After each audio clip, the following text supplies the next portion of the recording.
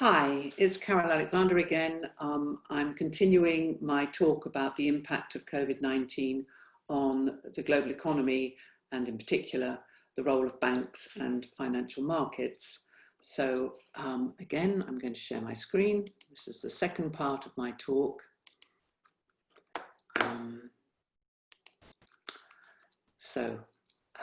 This is where I finished the last part, and now on to part two.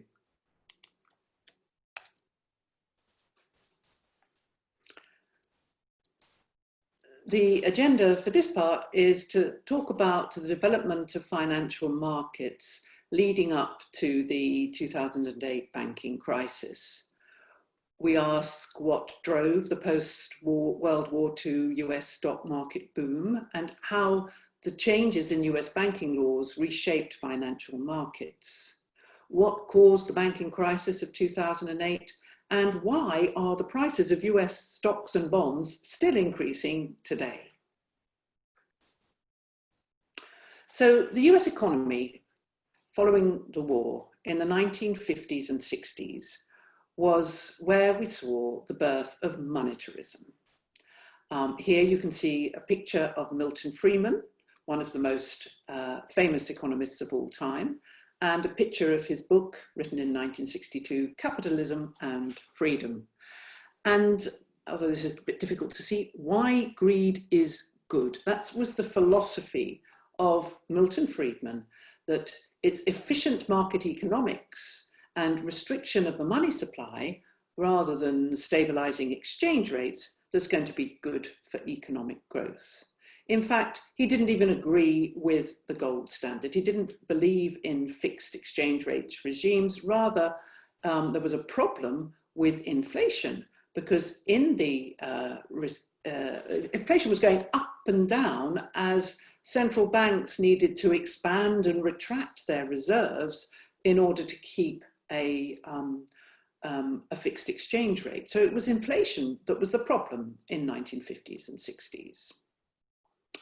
But this philosophy of greed is good infiltrated the middle classes, and they replaced the commercial banks in increasing demand for US stock prices. In fact, by 1965, 60% of company stock was owned by the middle classes. So this stock price boom, you can see here a blue line which represents the S&P 500 index, which grew from just over 2,000 up to nearly 8,000 in the space of 15 years. And the profits that were made by the companies in the S&P 500, this table down here, looks at the returns. For example, in the 1950s here, the total return on S&P 500 stocks altogether was 467%. So they more than quadrupled in value overall. Companies like General Motors, for example, where the stock price was going up and up and up. And the price appreciation was distributed into dividends back to the middle classes and the other shareholders of the company. 45% in the 1950s, 51% in the 60s, and 77% in the 1970s went to shareholders. And on average, only about 6% of these profits were reinvested in the company. The rest went to very highly paid chief executives. In fact, the ratio of pay of chief executive to the average worker very rapidly rose to over 300 times. On average, we know in banking and law firms and so forth, it's much, much greater than that. But this lack of reinvestment in profits starved industries like the car industry of proper growth. And that is one of the main reasons why continual rounds of quantitative easing are necessary to boost the value of company stock. almost 20% of US companies now are what they call zombie companies. They're companies that wouldn't actually exist were it not for continual pumping of funds in short-term loans, long-term loans, buying company bonds, and so forth by the government. Now, I'm picking out these three presidents in addition to Theodore Roosevelt because they made some very important changes to banking laws, which now are affecting markets today. So on the left here, you can see Nixon during his impeachment trial. And he allowed the Exchange Stabilization Fund to deal in securities and credit derivatives, anything that, beyond foreign exchange and gold that it was originally intended for. And as I said, it's allowed to keep profits within the fund. Also in 1971, it turned out that the amount of gold bullion held by Fort Knox in the US was only enough to cover 1/3 of the dollars owned by foreigners, let alone the domestic holding of dollars. So in other words, the gold standard had completely gone to pot, so to speak. And the gold standard was dropped at that point. Hence, the activities of the ESF to defend the value of the dollar was no longer necessary to keep to the gold standard. And what else? In 1999, Bill Clinton, here's a photograph of him shaking hands with the senators who backed his repeal of the Glass-Steagall Act. In other words, allowing commercial banks to gamble in financial markets in exactly the same way as investment banks. No distinction between them anymore. And here's my favorite photograph of George W. Bush in 2007. In response to banks going back to mark-to-market accounting already since the 60s and 70s, although Theodore Roosevelt had banned mark-to-market accounting, they were still using that when they could, and he formally reinstated mark-to-market accounting in 2007. Now, why do I mention that? Well, it's different accounting practices that drives the demand for interest rate swaps. Look at this little picture here. Here we have me, a borrower or a company, and I want to pay a fixed rate loan to a bank. So when I receive a loan from the bank, I want to know exactly what I have to pay. I want to know it's 2% a year or £2,000 per year for the next 5 years. That's because I use cash accounting, and it's not risky for me. As long as I can set aside and provision for those payments, there's no risk. However, banks use mark-to-market accounting, so they prefer to give floating rate loans. That's because when they have a cash flow out into the future that is linked to LIBOR, London Interbank Offer Rate, or any base floating rate like a Maribor is the new digital one they're talking about. But when a cash flow is floating and they also discount it in the same floating rate, that's not risky for a bank. And so what happens is that one desk in the bank will give a floating rate loan to the borrower, but the borrower doesn't want that. I'd much rather have a fixed rate loan. So I enter an interest rate swap, maybe with the same bank. Instead of the loans desk, I deal with the swaps desk. And so I'm a Citibank customer. I get a loan from the ordinary commercial arm, and then I deal with the investment arm in the interest rate swaps. So these, I receive exactly the floating rate I need to pay in return for some swap rate, which is fixed at the beginning of the swap and gradually reset as over 5 years or however long the swap goes on. And then the swaps desk in the investment bank needs to hedge their risk, because banks are not supposed to take on risk, at least not with their customers' money. So they need to hedge interest rate swaps with bond markets that need to be quite liquid for them to do that. Unfortunately, as we move now to a negative interest rate regime, bond markets are drying up. And that's not the only reason why they are. But the whole notion of negative interest rates for interest rate swap market is very, very difficult. People are now having to renegotiate the terms of their swaps, because if you're paying a floating rate which is negative, you're actually receiving it. And you're also receiving the fixed rate. So there are various legal agreements in place now. But the interest rate swap market is the biggest market in all financial markets. Why? Well,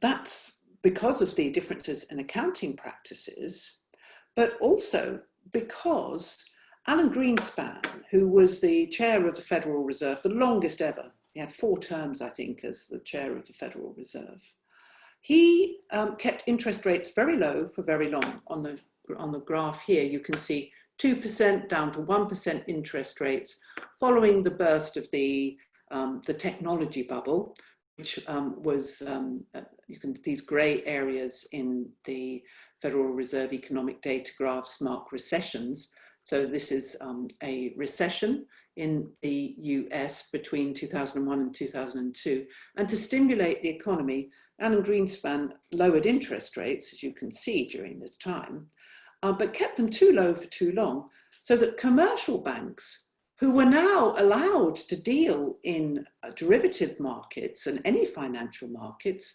were deprived of their normal source of income, because with such low interest rates, making loans and giving interest on savings, the difference that they can make, getting more for the loans than they give in the savings, is too small. So they looked for yield alternative sources. And by the 2008, the notional amount, because they're highly leveraged, the actual amount you're trading or cash flows are based on is not the actual, it's not like a stock where you have to pull up the full amount. For example, on futures, you can put up a margin. Similarly, with options are highly leveraged. So the notional amount was equivalent to 10 times world GDP. World GDP is about 80 trillion and has been since about that time. So by 2008, mainly interest rate swaps, but also options traded on exchanges like the CME and futures on CME. The COMEX futures in gold is something I'll talk about in part 3 of this talk. Anyway, so there's a huge amount of trading in derivative instruments at this time. Now, what were investment banks doing? Commercial banks were trading also in derivatives. Well, investment banks were underwriting, looking at the viability of new debt and communicating with rating agencies to give it a credit rating like BBB for an investment grade, or sub-investment grades would be, BB or C or so forth, and prime debt, AAA. And subprime debt is where the source of the problem in 2008 originated, as most people know, of course. So commercial banks were able to buy mortgage-backed securities. In other words, mortgages originated by Fannie Mae and Freddie Mac and the other mortgage companies in the US were sold on to commercial banks, packaged into securities. Mortgage-backed securities, they weren't the only asset-backed securities. The mortgage would, or the assets could be credit cards or whatever, credit card debts, were used as a collateral for selling on that loan. And investment banks further collateralized these mortgage-backed securities and asset-backed securities into what we call collateralized debt obligations. So there'd be a pool of mortgage loans owned, for example, by Citibank, and then they'd be tranched into maybe the top 50%, say 500 of them, would be classed as prime debt. And then the next 100 would be AA rated, or AA, little a is the Moody's rating, AA is the S&P rating, just two different rating agencies. And then down the bottom, the first 100 to default, this unrated tranche means we don't know which ones of those loans these are, but the first 100 to default is the unrated tranche, which may have been kept by Citigroup in order to sell on the rest of these loans in different tranches. So if you bought the upper tranche, you'd be making the last loss, but that would be the lowest risk. These would be the last 500 to default. So you wouldn't get such a high interest rate. The yield on that tranche would be much lower than the highest yield would be coming from those loans that we think are going to default very quickly, where interest rates that the borrowers in the southwestern or southern US states were paying on their mortgages, where there were sold mortgages at very low interest rates during the Anne and Greenspan low interest era of 2 or 3%, but then interest rates increased to 10%, 15% on some of these loans. So the lower tranches were getting very high yields, but then they were the first to take the losses. Investment banks also sold default insurance for mortgage-backed securities and collateralized debt obligations using credit default swaps. So if I had bought this AA tranche, say I'm JP Morgan and I've bought a AA tranche here from Citigroup, I can then go to Goldman Sachs and get an insurance on the possibility of default. So I pay a little premium every month. It's like an insurance.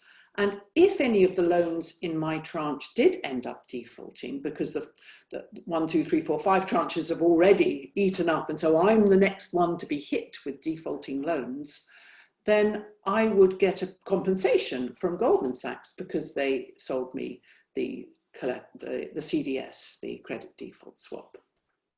Now, the problem with the US, it doesn't happen in Europe.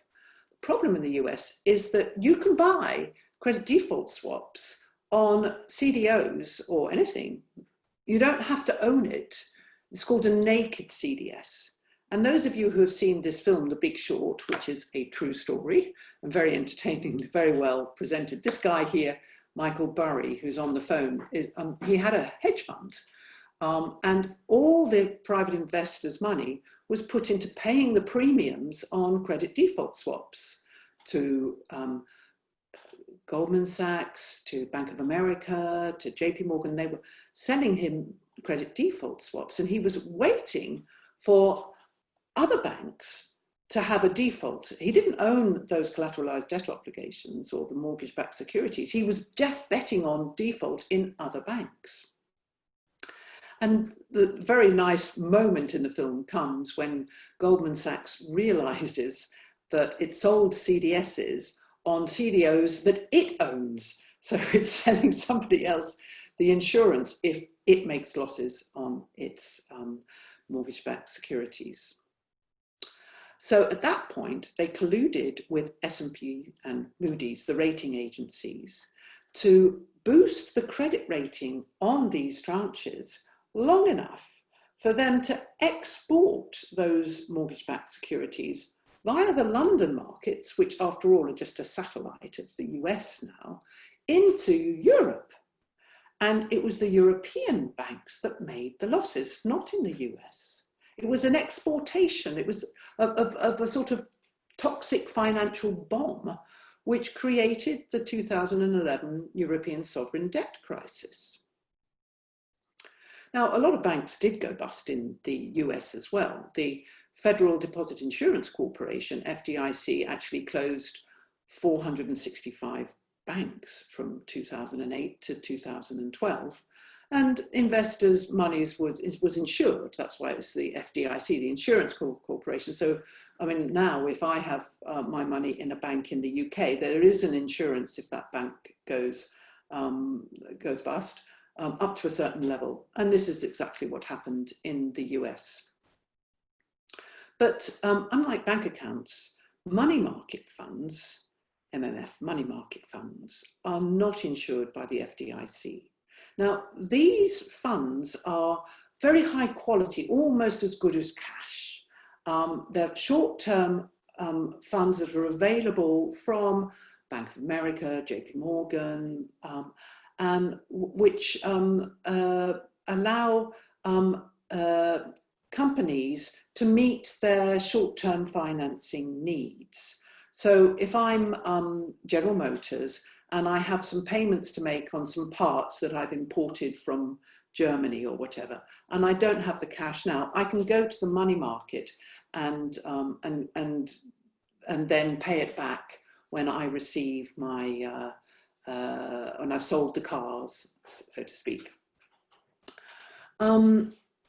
Now, what happened was that even though, when the Lehman Brothers collapsed, even though many of those money market funds were not at all linked to Lehman Brothers, of course, all the banks were systemically connected, so debt with Lehman Brothers then went to Bear Stearns, which then went to other investment banks, Merrill Lynch, and so forth.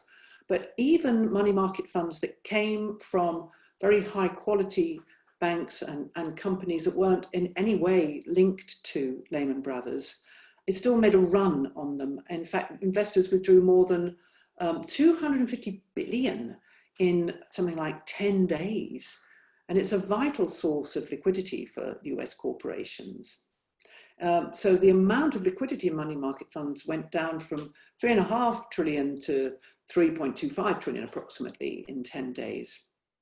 And that's when the US Treasury used $23 billion in the Exchange Stabilization Fund to prop up the values of the money market fund shares, to guarantee the dollar face value of those shares. So the Exchange Stabilization Fund has already been used for purposes other than it was originally intended.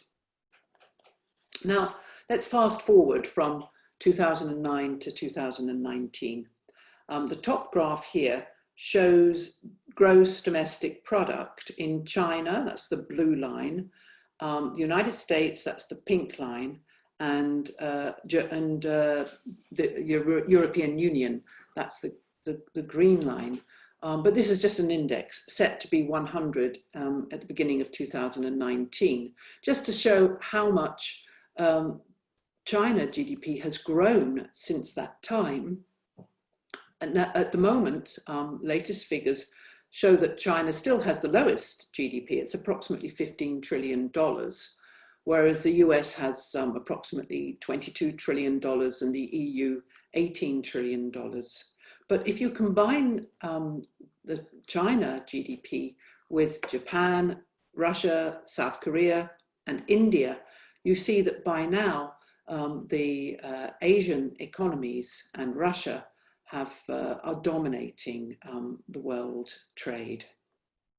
That's why we should be considering revaluing the weight of the Chinese yuan in the XDR of the International Monetary Fund.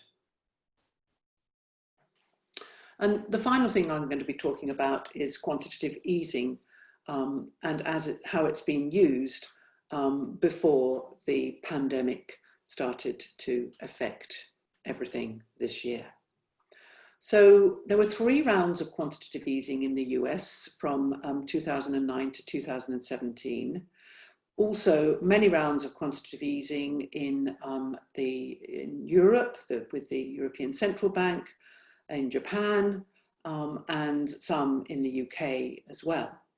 So in the US, the Fed buys securities, including its own treasuries, but also mortgage-backed securities and so forth. So, I mean, treasury securities, treasury bills, bonds, and notes are regularly auctioned. Then they are bought by domestic and foreign investors. For example, by now, China holds over I think it's 1.1 trillion of treasury securities. It's not buying any more, it's buying gold instead. But from these previous rounds of quantitative easing, China and Japan has bought over $1 trillion of treasury securities as well. Obviously banks and individual investors and so forth can buy treasury securities. But quantitative easing is when the Fed injects money back into the system by buying its own treasuries, and it can buy mortgage-backed securities wherever it feels the market needs defending. It'll inject cash by quantitative easing. And this increases the money supply and expands the assets and liabilities of the Federal Reserve. So it's printing more securities, adding to liabilities, buying them back, adding to assets. Now, Janet Yellen, who's the only Federal Reserve chair who didn't get a second term. She was not reappointed by Donald Trump. Instead, he appointed Jerome Powell. Perhaps Jerome Powell is a little bit more amenable to the policies that Donald Trump wants to put in place. But during her term, she was trying to unwind US federal debt, which we'll see in the next talk has become, trillions and trillions of dollars of federal debt by now. So the lack of quantitative easing meant that less money was being injected into the system. So there was a squeeze on money market funds. And when those weren't available, companies had to sell stocks, sell US assets. Or maybe it was simply the wolves of Wall Street baying for more cash. It couldn't just be that they had to sell US stocks, but as we shall see in the next part of this talk, when the quantitative easing stops, US stock prices flatline or go down. Now, in 2019, I'm calling it QE4, although Jerome Powell continues to say that what's happening now is not quantitative easing, but to all intents and purposes, it's the same thing. Only it's more and more layers, more and more instruments, as we shall see in the next talk. So September 2019, the Federal Reserve, FOMC, announced first of all, interest rate cuts, first ones since 2008, and then repurchase operations up to 60 billion of treasury bills, very short-term notes in the money market, were purchased each month in overnight repos to inject more liquidity into the money market. Once that started, things began to get seriously out of hand in March, but that's the topic of my next talk. Okay, well, bye for now, and I'll stop sharing my screen.